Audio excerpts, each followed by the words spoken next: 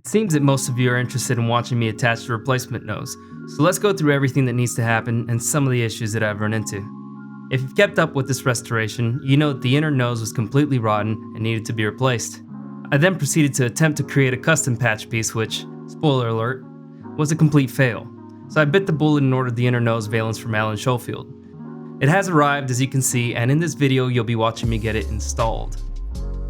One of the major things I wanted to get done before I attach the nose is the front floor, which is another drama in itself. Hopefully through watching these videos you can learn from my mistakes more than from my expertise, which seems to be in making mistakes. I went to Google and began searching and was quite disappointed when I found out that Classic Fab no longer carried the part.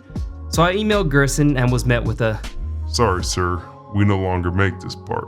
While I was highly disappointed, I knew that I couldn't give up on finding a solution.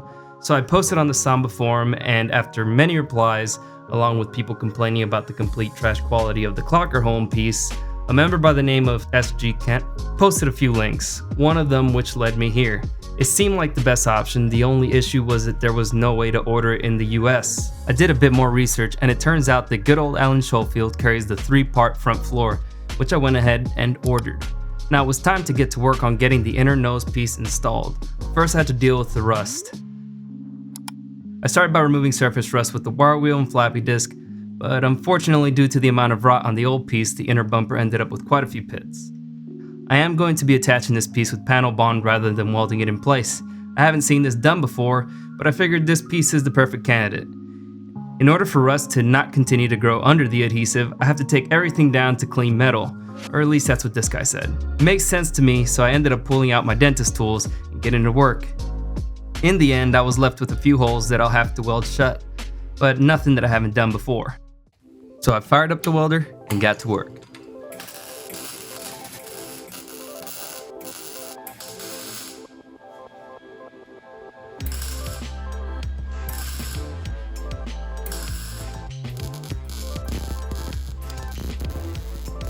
Don't forget to leave a comment of what you'd like to see in the next video, as it helps me and the channel grow.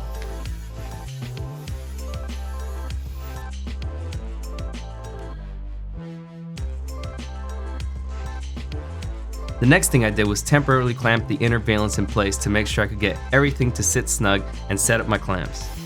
I then had to get the paint off the inner valence piece with a paint stripper disc. I then sanded it with the 60 grit sandpaper. This is so that the metal has bite for proper adhesion. As with painting, you must ensure that your surface is clean, so I used my wax and grease remover to get the metal ready to go. Using the knowledge I obtained from watching the 3M video, I squeezed out the panel bond until both the adhesive and hardener were even, attached the mixing nozzle, and squeezed out until everything was mixed up just right. The next step was running an initial bead on both the receiving panel and the inner valence.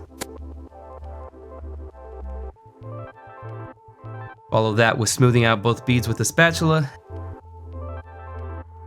and then finally running one more squeeze out bead on the receiving panel. This is to ensure that you have complete coverage once everything is clamped down. I carefully placed the panel in place and made sure that once the panels were touching, I didn't pull them apart as this would create air pockets. I then clamped the pieces together as tightly as possible, using every clamp I had available.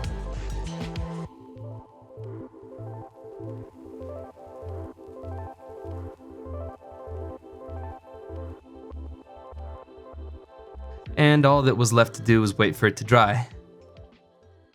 The next day, everything was looking good, so I got the clamps removed and enjoyed the sight of my new inner valence.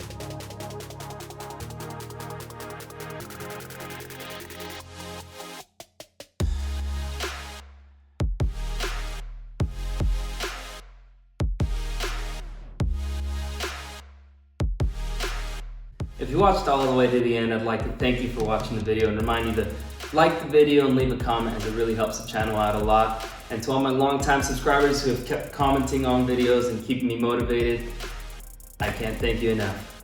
Stay tuned, because there's going to be episodes coming up of me working on the inner nose and getting it ready for the nose to finally be put on so it can start looking like a bus again and we can keep getting through this restoration. Anyways, I'd like to thank you guys all for watching. This is always so weird.